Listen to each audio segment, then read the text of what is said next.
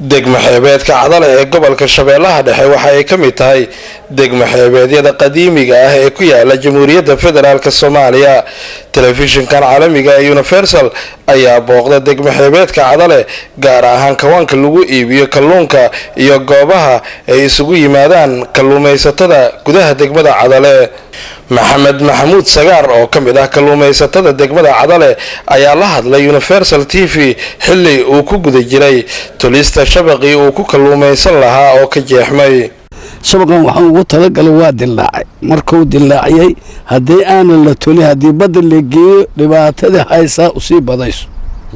haddaan laga hortagin wax kastaba waxaa haddaan la tuli haddii badda la geeyo waa sii dilaaca, haddana waa sii dilaaca, haddana waa sii dilaaca, asoo sidiisa wanaagsanaa laga kala taga.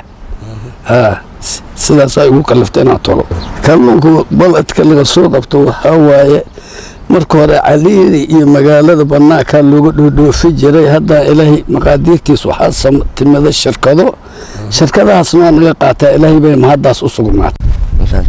kalluumaysi ayaa ka shaqeynaa badda haddii oo badda ay noo dhawaalaheen meeshaan waxba nooma aali lahayn. kalluunka waxaa waaye hadda kan tartaba ayaa lahaa kiiladiisa waa $9.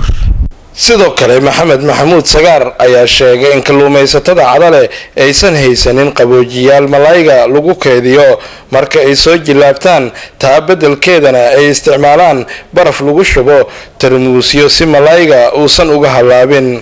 waxaa lagu kaydiyaa bukis baraf ku jiro, amba baabuur saaran amba meel kale ku jiraan. badadan waa iska bacaado. haddana waxaa waaye waddadan waxaa kala kulantad waa nasiib gaar.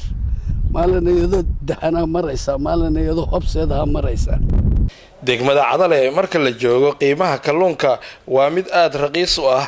xabadda kalluunka ah ayaa qiimaha la iibiyo waxaa laygu sheegay 10,000 oo shilinka soomaaliga ah, halka magaalada muqdisho ee caasimadda dalka kiilada malayga ah iyana la iibiyo 70,000 oo shilinka soomaaliga ah.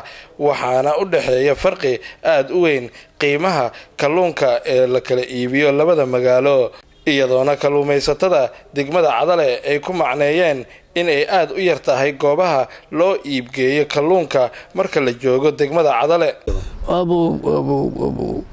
halka xabo cadale markaa ka gadid ee qaymheer ah goosaanhaan u doonatidee lagaa soo iibso 5 xabo cadale ah ka gada, 1 xabo xamar laga gadaa qaalban. waxaa keeno meesha soo saarkeediya meeshaan saldhiga u ah.